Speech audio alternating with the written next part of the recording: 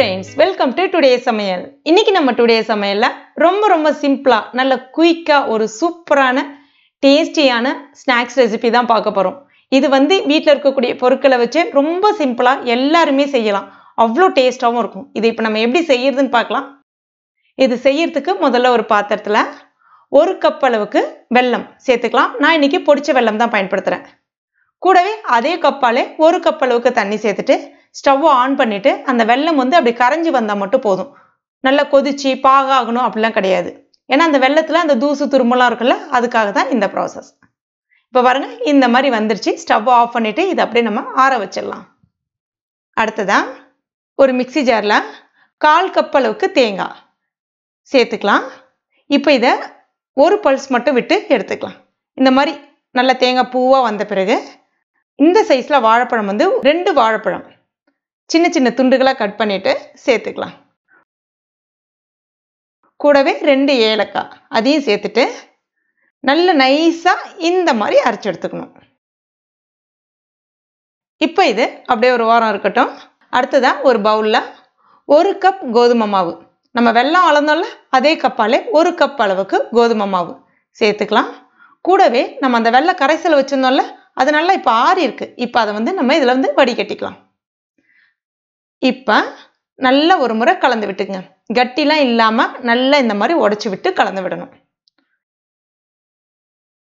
இப்போ பாருங்க, இந்த பதத்துக்கு வந்த பிறகு நம்ம மிக்சியில அரைச்சு வச்சிருந்தோம்ல வாழைப்பழம், அதை இது கூட சேர்த்துக்கணும். சேர்த்துட்டு ஒரு முறை நல்லா கலந்து விட்டுங்க. அவ்வளோதான், நம்முடைய பேட்டர் ரெடி ஆயிடுச்சு. இது அப்படியே ஒரு வாரம் இருக்கட்டும். ஒரு தட்டுல நெய் தடவி எடுத்து வச்சிருக்கேன். இதை அப்படியே அதுல சேர்த்துற வேண்டியதான். சேர்த்துட்டு லைட்டா இந்த மாதிரி தட்டி விட்டுக்குங்க. அடுத்ததா ஒரு பாத்திரத்துல அடியில தூக்கி நிறுத்தத்துக்கு ஒரு ஸ்டாண்ட் வச்சிருக்கேன். கொஞ்சம் தண்ணி வச்சிருக்கேன். நீங்க வீட்டுல இட்லி பாத்திரம் இருந்தா கூட பயன்படுத்திக்கலாம்.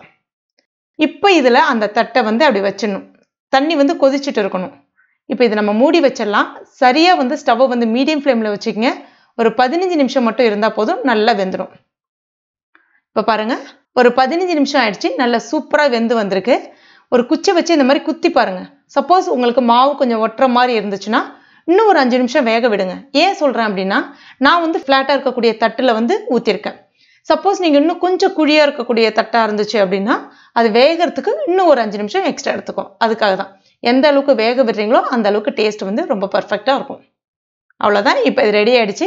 இது சூடா இருக்கும்போது அப்படியே சாப்பிட்டீங்கன்னா இன்னும் நல்லா ஜம்முன்னு சாஃப்டா உள்ள இறங்கும். இல்லைன்னா லைட்டா அப்படி ஆற விட்டுட்டு ஒரு கத்தியில லைட்டா நெய் தடவிட்டு இந்த மாதிரி அழகா ஒரு ஷேப் மாதிரி கூட நீங்க கட் பண்ணிக்கலாம். கட் பண்ணிட்டு அப்படியே எடுத்தீங்கன்னா அவ்வளோதான், நல்ல சாஃப்டா ஒரு சூப்பரா பர்ஃபெக்டான ஒரு ஸ்நாக்ஸ் ரெடி ஆயிடுச்சு. இது ஒன்றும் இல்லை, நம்ம கோதுமை மாவை பயன்படுத்தி ஒரு சிம்பிளான அதை ஆவியில வேக வைக்கிற மெத்தட்ல ஒரு சூப்பரான ஸ்வீட் ரெசிபி ரெடி பண்ணியாச்சு. இதை நம்ம குழி பணியாரமா எண்ணெய் ஊற்றி செய்வோம், அந்த மாதிரி இல்லாம ஆரோக்கியமா ஆவியில வேக வச்சு எப்படி செய்யறது அப்படின்னு தான் நம்ம பார்த்தோம். ரொம்ப டேஸ்டா இருக்கும். அந்த ஏலக்காய், அந்த தேங்காய், அந்த வாழைப்பழத்தோடயோ சாப்பிடும்போது பார்த்தீங்கன்னா அவ்வளோ அருமையா இருக்கும். கண்டிப்பா ட்ரை பண்ணி பாருங்க. இது சப்போஸ் மீந்துருச்சுன்னா மறுநாள் வச்சிருந்தும் சாப்பிடலாம், கெட்டு போகாது. இதுல நம்ம வெல்லம் தான் பயன்படுத்தியிருக்கோம். ஆனா ஃப்ரிட்ஜில் வச்சு பயன்படுத்துங்க, ரொம்ப சூப்பரா இருக்கும்.